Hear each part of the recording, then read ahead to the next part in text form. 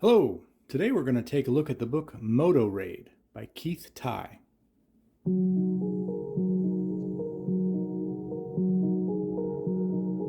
MotoRaid by Keith Tye. Two things I really like about this book. One is, and I didn't know this when I bought it, because I bought it at the BMW Ducati dealer in Fife, which is just a little bit north of here. Me and the kids go down there and dream about Ducatis and BMWs on a regular basis. But Keith actually is the owner, or used to be the owner, of Ride West BMW, which is where I bought my BMW Rockster.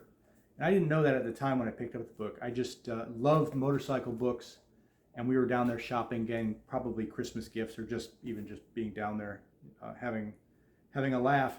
And I saw this and picked it up. The second thing, and the most important thing about this book that I like so much, is the quality of the writing. I was shocked by how professional this book was in terms of the way it was written, the grammar, spelling.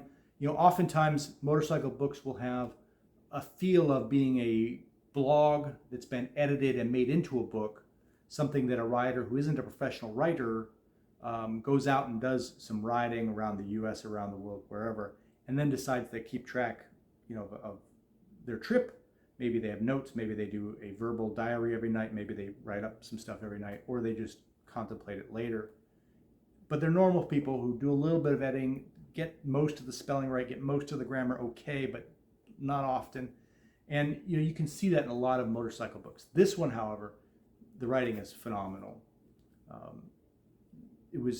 Here's their little blurb on the back. It says, "Ride your bike to Chile? Sounds like a great idea to dream about, but few, how very few, have the guts and gumption to do it.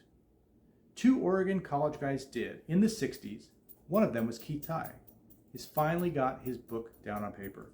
And that is, again, it's just been amazing. He's got some good endorsements on the back here. And throughout the book, there are, photos of the trip.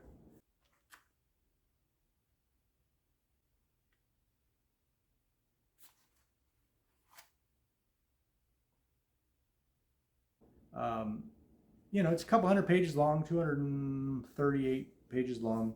So you get quite a bit of content, and it's a great read.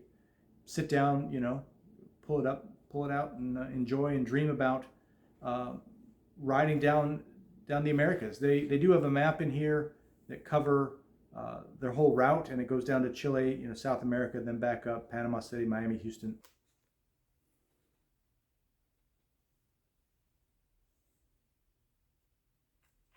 And he's got the book broken down into chapters, sort of based on the different areas. So he's got chapter 1, he's got USA, and then as he goes along and is telling the story, he's got chapter 7, Costa Rica,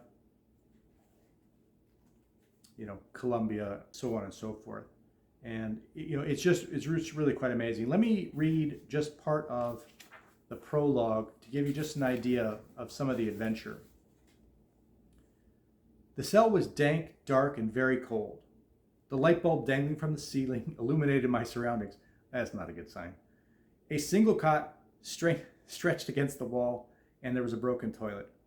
Hunched on the dirt floor, separated from Dave by thick walls, I reflected on our plight and felt only desperation. Though I was confident the U.S. officials and the embassy in Lima would get us released, we first had to persuade the Peruvian guards to allow us a phone call. A full day had passed, and still they ignored us. We had heard that the Peruvians treated suspected drug smugglers with complete disdain. We were finding out just how true that was."